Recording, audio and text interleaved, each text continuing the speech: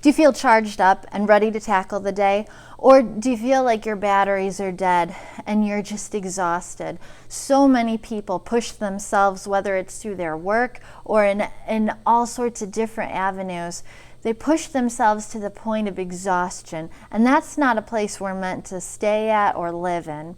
And in 1 Kings 19, we see the story of the prophet Elijah, who's known for doing so many great, tremendous things, working in partnership with God.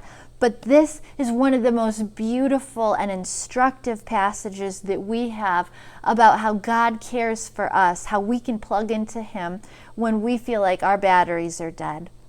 And so we dive in to 1 Kings chapter 19, and we see that Elijah has had so many wonderful, powerful victories, but he's driven himself to the point of exhaustion. And he has an incident where the king and the queen, they threaten his life, and he decides he's just going to run away. And he prays to God. He asks that he might die. And it's a terrible situation. We can see him making lots of little mistakes along the way that really don't add up to his character, things that are not normal for him. He leaves his servant behind, so he's isolating himself. He starts making really bad decisions. He runs a full day's journey into the desert, a place where no human being really is meant to live. And so while he's there, he also lays down underneath this little shrub tree, a broom tree, and asks that he would die. And it looks like he's having an onset of maybe a depression or an episode of depression with a lowercase d or a capital D. But while he is in this terrible state of exhaustion, God shows up. God does 3 things for Elijah we're going to talk about, and he does those same things for you and I today when we need them. So let's dive in. Let's talk about that. Elijah has driven himself to the point of exhaustion. He lays down and falls asleep. Now, God does not show up in a pillar of fire and shake him awake. God sends an angel who comes to Elijah and gently says to him, "Hey, Elijah, get up and eat. You need to eat." And so God allows him rest, really, really deep sleep, but then provides food. It's cake. He provides cake and water for Elijah. And so Elijah wakes up and he eats the cake, he drinks the water, and then he goes back to sleep. God does not chastise him whatsoever. God allows him to sleep deeply, to get that rest that he needs desperately. And then the angel comes a second time and says, "Hey, Elijah, you got to eat. You got to keep your strength up." Just like when you go to visit a parent or a grandparent and they say, "Hey, I'm so glad you're here. Look, I made you some food."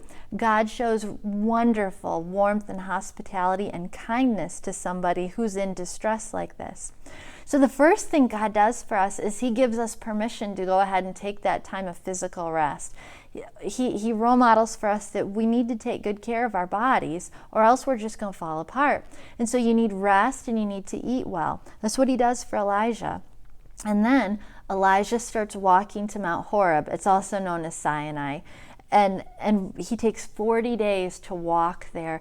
It really should only take him about 7 or 8 days. He takes his time. He's going at a snail's pace.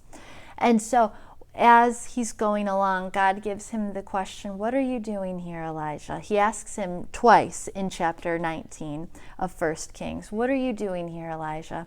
And he's giving Elijah time to reflect and to meditate and answer that question.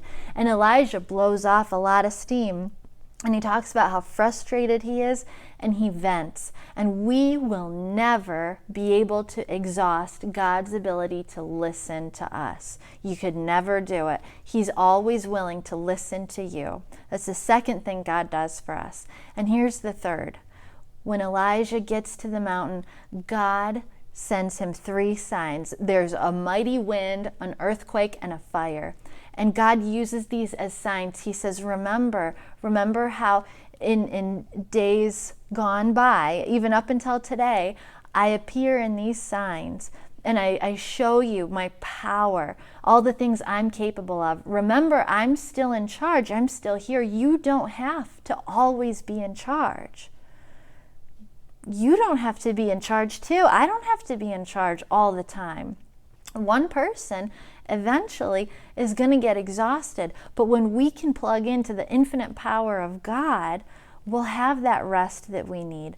And so I hope you take encouragement in this, that you have permission to eat healthy, to go ahead and get the sleep that you need. I hope you take the time to spend in prayer with God, share your sorrows, share your joys, but also, thirdly, remember who God is. Remember God's great power, and know that you don't have to always be in charge, that that's a God-sized job.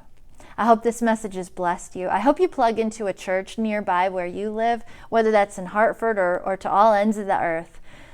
God bless you, and I'll see you next time.